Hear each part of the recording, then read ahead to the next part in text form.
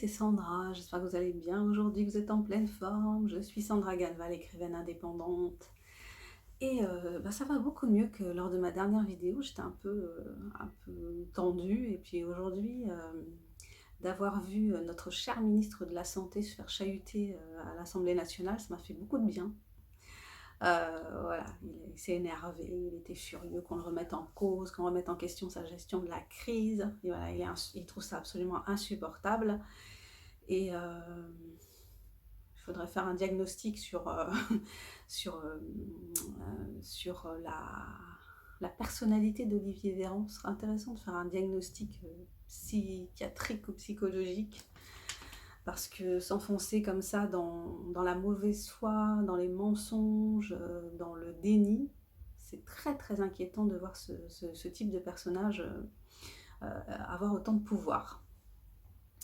Alors ce soir je voulais vous parler je voulais revenir sur une notion dont j'ai parlé dans une autre vidéo, qui est la notion de choix narratif. Donc en France, on part du principe que la seule façon de gérer le Covid actuellement, c'est de confiner. C'est de confiner, il n'y a pas d'autre choix, il faut confiner, il faut absolument confiner. Alors qu'il y a d'autres pays qui ont fait le choix de ne pas confiner. Donc j'ai relevé comme pays qui ont fait le choix de ne pas confiner la Suède, les Pays-Bas, le Danemark, la Corée du Sud, Hong Kong, la Biélorussie, le Japon et Singapour. Et ces pays, ils s'en sortent aujourd'hui très très bien. Par rapport au taux de mortalité, voilà, la plupart, leurs taux de mortalité sont proches du zéro. Donc, je me demande pourquoi on ne s'inspire toujours pas des pays qui ont réussi à faire baisser significativement leur taux de mortalité, voilà, le rapprocher de zéro. Et pourquoi on est toujours à suivre des méthodes qui ne fonctionnent pas, qui ont montré leur inefficacité. Pourquoi on est toujours dans cette logique liberticide? Ça pose énormément de questions. On sent bien, enfin en tout cas moi je sens bien que le but, ce n'est pas l'éradication du virus.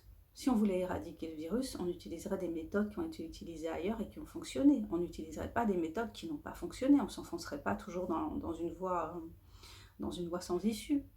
Donc il y a un problème à ce niveau-là, et je serais curieuse de savoir quel est le but finalement, quel est le but réel qui est derrière ça. Soit c'est vraiment de l'incompétence de la part de nos gouvernants, ce dont je doute, parce que ce sont des gens que je pense intelligents.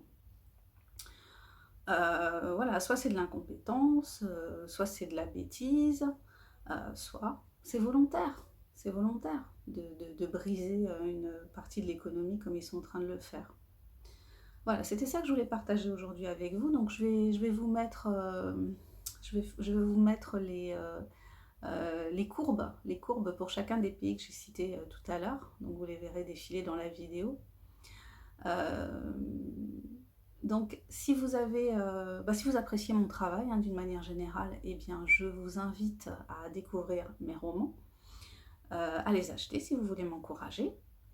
Je vous mets tous les liens juste en dessous de la vidéo pour que vous puissiez découvrir mon travail d'auteur, d'écrivaine indépendante. Je vous souhaite une très bonne soirée. Allez visionner Olivier Véran à l'Assemblée nationale aujourd'hui. Ça vous fera du bien si vous êtes dans le même ressenti par rapport à la situation actuelle que moi. Je vous embrasse. Je vous souhaite une bonne soirée. Prenez soin de votre mental. Et puis, je vous dis à bientôt pour la prochaine vidéo. Ciao, ciao. Bye bye.